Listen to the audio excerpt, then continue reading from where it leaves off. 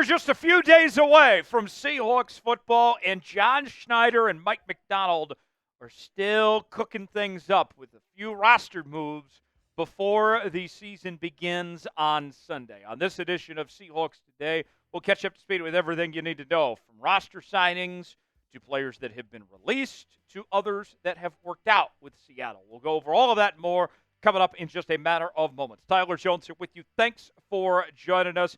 I cannot wait for Seahawks football to get started, and we are going to have a heck of a time on our watch party coming up on Sunday afternoon. Our rallying cry from the 12s is spamming S in the chat, and that really just gets the thing popping. And I want to see, at a minimum, 300 S's in the chat, as if you're in Lumen Field, yelling as loud as you possibly can. Spam those S's in the comments section if you're ready for Seahawks football, and we'll get started with today's show. So the Seahawks, within the last 48 hours or so, have made a few adjustments to this roster, and they're keeping their eyes peeled on a couple other potential adjustments as well. They've signed 2 players. They've released 2 players from the practice squad, and they've worked out 2 additional players as well. Here's what they did in that stretch.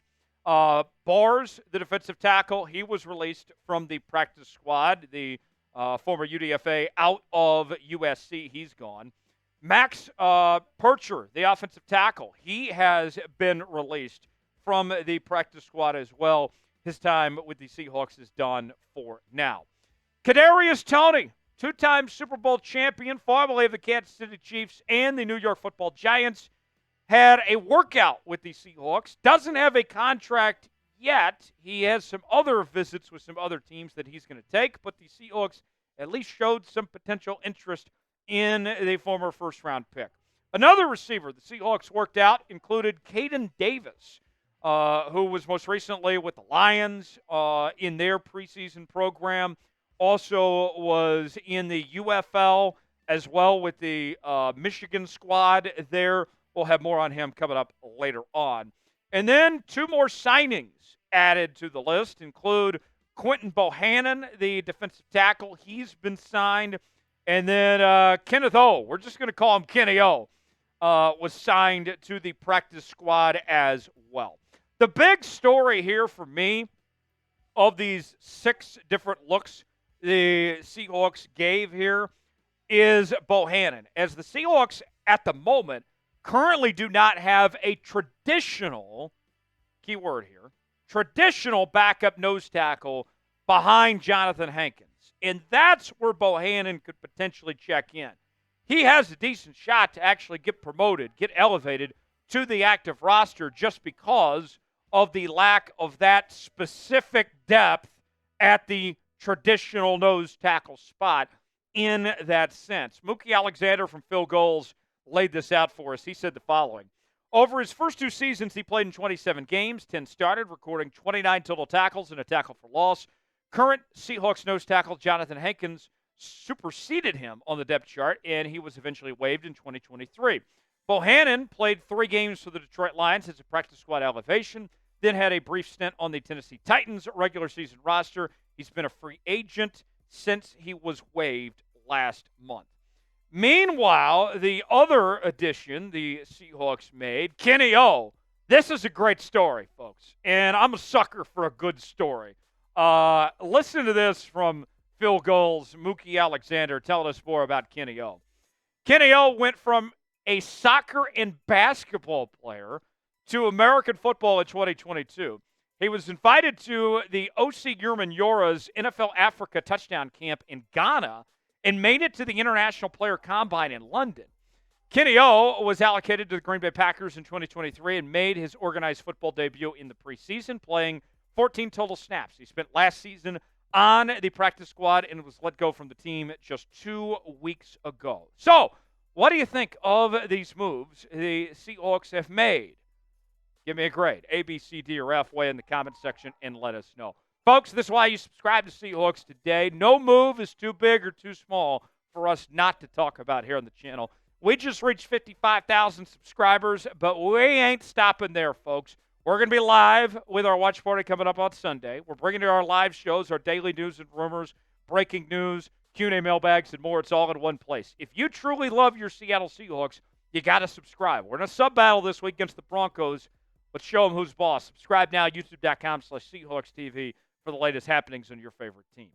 My grade is C+ with these moves here. None of it really moves the needle, but none of it necessarily hurts you either by what the Seahawks did.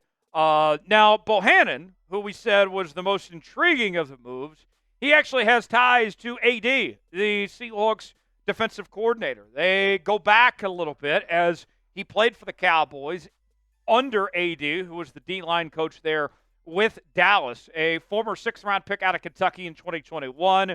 Not only played for Dallas, but also the Lions and the Titans.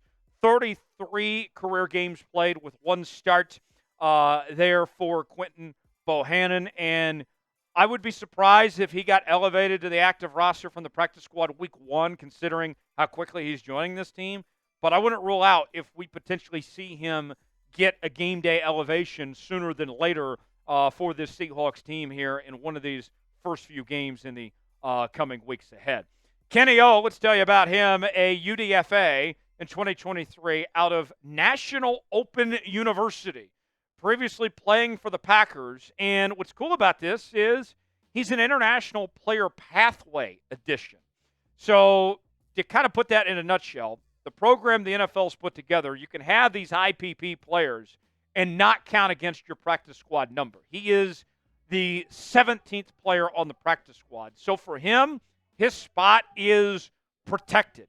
They could, as long as they don't find another IPP guy they rather have, they can move on from other guys, and he's likely to stick around and hold that 17th spot. So I'm not expecting much from him. It's a great story, but if we're going to be honest here, I would be surprised if he ultimately was on the active roster at some point this year. We'll see. Today's show is sponsored by Game Time. Game Time is the place to go for the best seats, the lowest prices, guaranteed. Last-minute tickets, Game Time has got you covered. You choose the event you want to go to. They got the prices listed. You choose your seat, see if you like that seat or not. Get the visual. Then you're checking out with Apple Pay, Google Pay, Venmo, all major credit card providers. Game Time has a new feature called Game Time Picks that makes getting tickets to see your favorite teams play live even easier.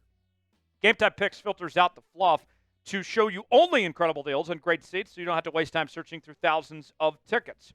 They have their super deal, which if you stumble upon a super deal, folks, then you have found something that you will not want to pass up on. They also have their seat views so you can see if you like that seat or not, get the visual.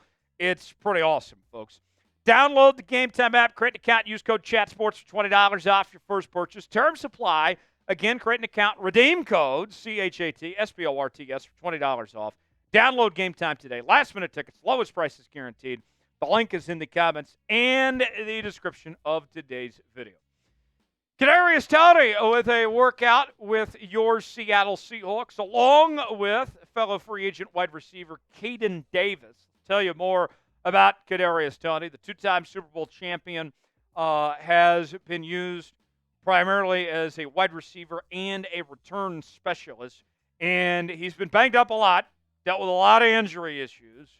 But he's had a few moments here and there. I think we all remember the punt return he had in the Super Bowl a couple of years ago for the Kansas City Chiefs. They ultimately gave up a third-round pick to bring him in, and it didn't necessarily work out, but the Chiefs won a Super Bowl. He played a pivotal role in that play, so Chiefs fans weren't too upset that they necessarily didn't get their return on investment because they still got a Super Bowl out of it with the impact that Kadarius Toney made in that one play. But a lot of mental errors over the years. I think back to the Bills game this past season.